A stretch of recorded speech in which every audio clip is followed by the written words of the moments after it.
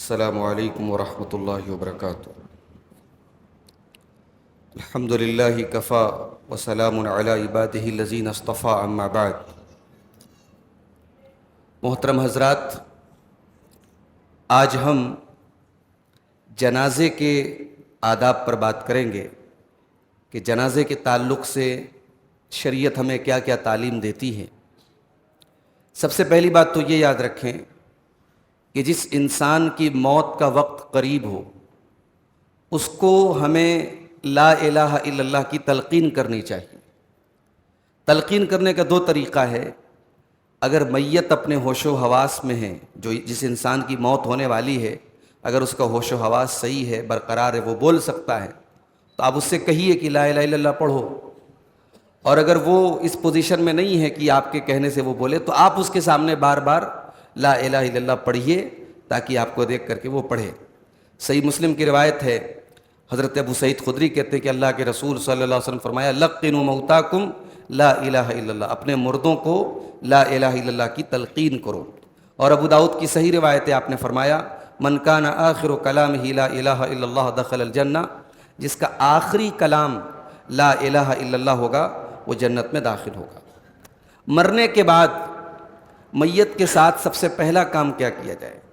اس کی آنکھیں اگر کھلی ہو تو اس کی آنکھوں کو بند کر دیا جائے۔ جب حضرت ابو سلمہ کا انتقال ہوا تھا تو ان کی آنکھیں کھلی تھیں۔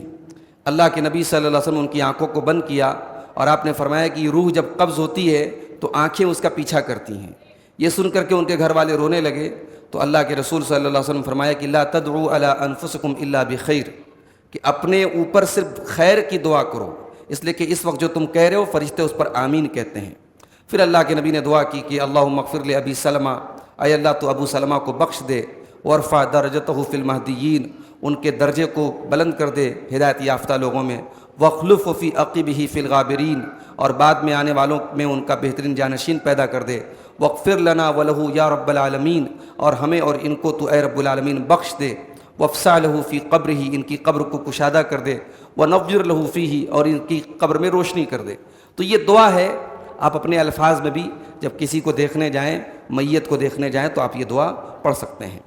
کسی کے بھی انتقال کی خبر ملے، کوئی بھی مصیبت آئے، تو انا للہ و انا الیہ راجعون پڑھنا چاہیے۔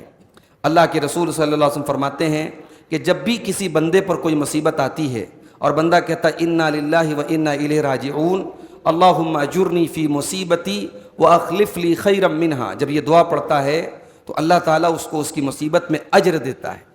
آپ کی مصیبت میں آپ کو ثواب ملے گا اور اللہ اس مصیبت کا بہترین الٹرنیٹ اور بہترین بدل آپ کو دیتا ہے۔ حضرت ام سلمہ کہتی ہیں کہ جب میرے شوہر ابو سلمہ کا انتقال ہوا تو میں نے یہ دعا پڑھی تو اللہ تعالیٰ نے مجھے ان کا بہترین بدل دیا اور میرا نکاح اللہ کے رسول صلی اللہ علیہ وسلم کے ساتھ ہوا۔ میت کے انتقال کے بعد چوراہوں پہ، سڑکوں پہ بآواز بلند اس کا اعلان کرنا بھی مناسب نہیں ہے۔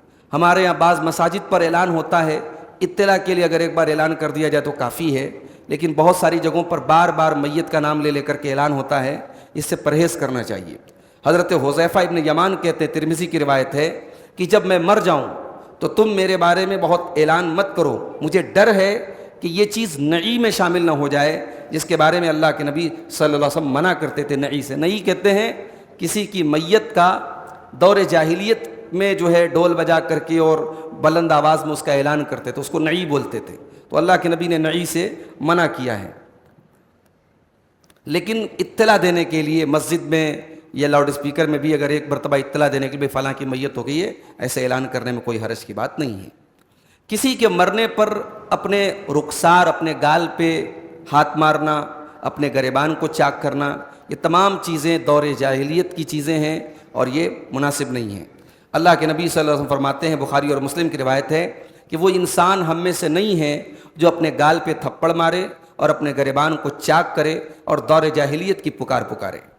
اسی طریقے سے نوحہ کرنا، میت کا نام لے لے کر کے اس کی خوبیوں کو بیان کرنا اور جو ہے چلانا چیخنا، اس کو نوحہ بولتے ہیں۔ اللہ کے نبی صلی اللہ علیہ وسلم، حضرت ام عطیہ کہتی ہیں کہ اللہ کے نبی نے ہم سے جن باتوں پر بیعت لی اس میں سے ایک یہ بھی تھی ان لا ننوحہ، کہ ہم نوحہ نہ کریں، یعنی مصیبت کے وقت بآواز بلند ہم چلائیں نہ۔ خاص طور سے عورتیں اس معاملے میں بڑی کمزور ہوتی ہیں۔ حضرت ابو مالک اشعری کہتے ہیں کہ اللہ کے رسول صلی اللہ علیہ وسلم فرمایا کہ 4 چیزیں میری امت کے اندر دور جاہلیت کی پائی جائیں گی۔ نمبر 1، الفقر فی الاحساب، باپ دادا کا نام لے کر کے فخر کرنا کہ میرے باپ ایسے تھے، میرے دادا ایسے تھے، اس پر فخر کرنا یہ دور جاہلیت کی چیز ہے۔ فخر کرنا ہے اپنی خوبی پر کرو، اور اس پہ بھی فخر کا مطلب یہ نہیں کہ آپ تکبر کریں، یعنی اگر آپ کو واقعی میں ناز ہے اپنی کسی خوبی پر تو آپ کا اپنا کمال ہونا چاہیے، بھئی آپ کے باپ کیا تھے، آپ کے دادا کیا تھے، یہ میٹر نہیں کرتا۔ دوسری چیز والطعن فی الانساب، کسی کو نسب کا تانا مارنا کہ یہ گھٹیا نسب کا ہے یا یہ گھٹیا برادری کا، اس طریقے سے یہ بھی دور جاہلیت کا طریقہ ہے۔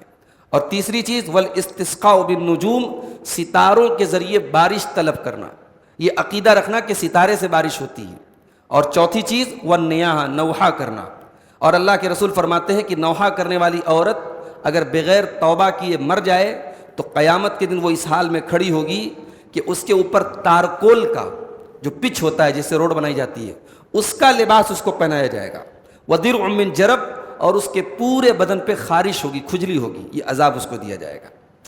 اسی طریقے سے جنازے کی نماز میں زیادہ لوگوں کا ہونا یہ بڑی اچھی چیز ہے، مستحب چیز ہے، انسان کی کوشش ہونی چاہیے کہ اس کے جنازے میں زیادہ لوگ ہوں۔ حضرت عائشہ کہتی ہیں، صحیح مسلم کی روایت ہے کہ اللہ کے رسول صلی اللہ علیہ وسلم فرمایا کہ جب کوئی مسلمان مرتا ہے اور اس کے اوپر مسلمانوں کی ایسی جماعت نماز پڑھتی جس کی تعداد 100 ہو، کلہم یشفعون لہ، اور وہ سب اس کے لیے سفارش کرتے ہیں۔ جنازے کی نماز کیا ہے؟ سفارش ہے۔ جنازے کی نماز میں آپ میت کے لیے دعائے مغفرت کرتے ہیں۔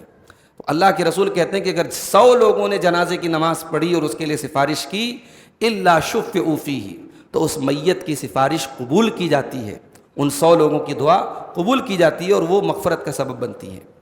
حضرت عبداللہ ابن عباس رضی اللہ تعالیٰ عنہ کا ایک بیٹا مر گیا تو انہوں نے کہا حضرت قریب سے کہ اے قریب دیکھو کتنے لوگ اکٹھا ہوئے ہیں، تو کہتے میں نے دیکھا بہت سارے لوگ اکٹھا ہوئے تھے، تو انہوں نے کہا دیکھو 40 لوگ ہیں، تو میں نے کہا کہ ہاں 40 لوگ ہیں۔ تو حضرت عبداللہ ابن عباس نے کہا کہ اب جنازے کو نکالو، کیونکہ میں نے اللہ کے رسول صلی اللہ علیہ وسلم کو فرماتے ہوئے سنا ہے کہ جب کوئی مسلمان مرتا ہے اور اس کے اوپر 40 ایسے لوگ جنازے کی نماز پڑھتے ہیں لا یشرکون باللہ، جو اللہ کے ساتھ شرک نہیں کرتے ہیں، تو ان 40 لوگوں کی شفاعت کو اللہ تعالیٰ قبول کرتا ہے۔ تو جنازے کی نماز میں لوگوں کی کثرت کا ہونا بھی مستحب ہے۔ جنازہ مرد اٹھائیں گے، عورتیں نہیں اٹھائیں گی، یاد رکھیے۔ جنازے کا اٹھانے کا جہاں بھی ذکر ہے وہاں مردوں کے اٹھانے کا ذکر ہے۔ بخاری کی روایت ہے اللہ کے رسول صلی اللہ علیہ وسلم فرمایا کہ جب جنازہ رکھا جائے اور اسے لوگ اپنی گردنوں پر، مرد لوگ اسے اپنی گردنوں پر اٹھائیں، تو اگر وہ جنازہ نیک ہوتا ہے تو کہتا ہے مجھے جلدی سے آگے بڑھاؤ، اور اگر برا ہوتا ہے تو وہ اپنے گھر والوں سے کہتا ہے کہ ہائے میری بربادی، مجھے کہاں لے کے جا رہے ہیں، لیکن اس کی آواز کو انسان نہیں سنتا ہے، اگر انسان اس کی آواز کو سن لے تو بے ہوش ہو جائے۔ جنازے کو جلدی لے جانے کا حکم ہے۔ بخاری اور مسلم کی روایت اللہ کے نبی صلی اللہ علیہ وسلم فرمایا کہ جنازے کو جلدی لے کے جاؤ، اگر وہ نیک جنازہ ہے تو اچھا جنازہ ہے جس کو تم آگے بڑھا رہے ہو، اور اگر برا ہے تو اپنی گردن سے ایک برائی کو تم ہٹا رہے ہو۔ جنازے کے پیچھے میوزک بجانا، کوئی گانا بجانا کرنا یا آگ لے کے جانا، یہ سب دور جاہلیت کا طریقہ ہے۔ حضرت عمرو بن عاص کا انتقال ہونے لگا تو انہوں نے اپنے بیٹے سے کہا کہ جب میں مر جاؤں تو میرے جنازے میں کوئی نوحہ کرنے والی عورت نہیں ہونی چاہیے، کوئی آگ نہیں ہونی چاہیے، اور جب مجھے دفن کر دو تو میرے اوپر مٹی ڈالو اور پھر میری قبر کے پاس کھڑے رہو اتنی دیر جتنی دیر اونٹ ذبح ہوتا ہے اور اونٹ کے گوشت کو بانٹا جاتا ہے، تاکہ میں تم سے تھوڑا سا مانوس ہو جاؤں اور میں دیکھوں کہ میں اللہ کے فرشتوں کو کیا جواب دیتا ہوں۔ اس سے یہ بھی معلوم ہوا کہ دفن کرنے کے بعد فوراً بھاگ نہیں جانا چاہیے، بلکہ وہاں پہ تھوڑی دیر کھڑے رہنا چاہیے، اس سے میت کو سکون ملتا ہے، اور وہاں دفن کرنے کے بعد مٹی دینے کے بعد دعا بھی کرنی چاہیے، ابھی آگے اس کی حدیث آ رہی ہے۔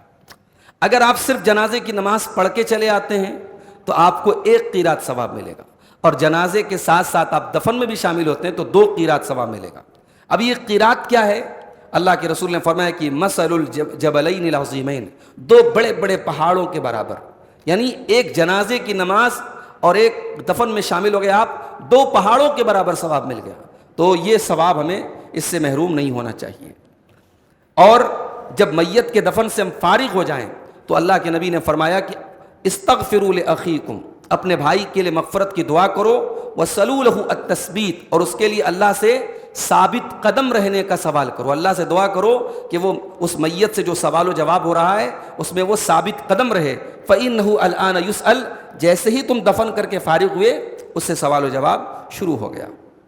کسی کے مرنے کے بعد میت کے گھر والوں کو تسلی دینا، ان کو تعزیت دینا، اور ظاہر غم کا ماحول ہوتا ہے، کھانا وانا نہیں بنتا ہے، تو ان کے گھر میں جو خاندان کے لوگ ہیں، گھر کے لوگ ہیں، ان کے گھر میں کھانا پہنچائیں، یہ بھی سنت میں سے ہے، یہ بھی آداب میں سے ہے۔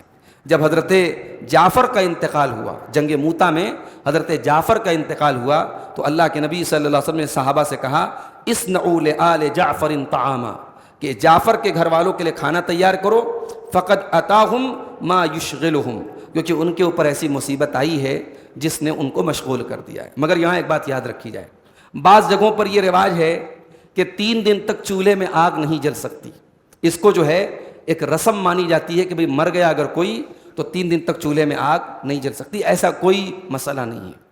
اگر بچے ہیں چھوٹے، ان کو دودھ پلانے کی ضرورت ہے، کوئی چائے وغیرہ کی طلب ہو گئی کسی کو، تو چولہے میں چولہا جلایا جا سکتا ہے اور تھوڑا بہت کھانا وانا پکایا جا سکتا ہے، کوئی حرج کی بات نہیں۔ اگر کوئی ایسی میت ہے اس کے قریب میں کوئی ریلیشن نہیں ہے، تو کیا وہ انتظار کرے کہ لوگ کھانا لائیں گے تب ہم کھانا کھائیں گے؟ بھئی انسان غمگین ہے لیکن کھانے کی ضرورت تو ہے، تو ایسی ایمرجنسی میں وہ کھانا بنا بھی سکتا ہے۔ کھانا نہ بنانا صرف ایک غم کے اظہار کا ایک طریقہ ہے، یہ کوئی کمپلسری اور ضروری نہیں ہے، اور اس کی بھی میکسیمم لمٹ 3 دن ہے، 3 دن سے زیادہ آپ غم ظاہر نہیں کر سکتے۔ صرف عورت کو اجازت ہے کہ وہ 4 مہینہ 10 دن تک اپنے شوہر کے انتقال پر غم منائے گی، اور زینت نہیں کرے گی، سجے گی سورے گی نہیں، کوئی ایسا جو ہے کوئی زیور وغیرہ نہیں پہنے گی، میک اپ وغیرہ نہیں کرے گی، 4 مہینہ 10 دن تک وہ سوگ منائے گی۔ باقی عام لوگوں کے لیے میکسیمم مدت جو ہے وہ 3 دن ہے۔ تو یہ جنازے کے تعلق سے چند اہم باتیں ہیں۔ جنازے کی نماز میں 4 تکبیریں ہوتی ہیں، اور پہلی تکبیر کے بعد ہم دعائے ثنا کا ثبوت نہیں ملتا ہے، ہم ڈائریکٹ سورہ فاتحہ پڑھیں گے، اور سورہ فاتحہ کے بعد کوئی سورت ملا لے تو بہتر ہے، نہیں ملائیں گے تو کوئی حرج کی بات نہیں ہے۔ پھر دوسری تکبیر کے بعد ہم درود شریف پڑھیں گے، اور تیسری تکبیر کے بعد جنازے کی مختلف دعائیں اللہ کے رسول سے ثابت ہیں، ان میں سے کوئی بھی دعا پڑھ لیں گے، اور چوتھی تکبیر کے بعد ہم سلام پھیر لیں گے۔ ان 4 تکبیروں کے ساتھ رفع الیدین کر بھی سکتے، نہیں بھی کر سکتے، دونوں قسم کی روایتیں ملتی ہیں۔ آپ چاہیں تو ہاتھ اٹھا سکتے ہیں، چاہے تو نہیں اٹھا سکتے، ٹھیک ہے۔ آپ چاہیں تو صرف پہلی مرتبہ آپ رفع الیدین کریں اور اس کے بعد سلام پھیر دیں چوتھی تکبیر کے بعد۔ تو یہ جنازے کی نماز کا طریقہ ہے، اور جنازے کی نماز میں ضرور ہم کو شرکت کرنی چاہیے، اس لیے کہ ابھی آپ نے حدیث میں سنا کہ وہ میت کے لیے مغفرت کا ذریعہ بنتی ہے۔ تو یہ جنازے کے تعلق سے چند اہم باتیں ہیں۔ اللہ سے دعا ہے رب العالمین ہمیں ان سب پر عمل کرنے کی توفیق عطا فرمائے، آمین۔ وآخر دعوانا الحمد للہ رب العالمین۔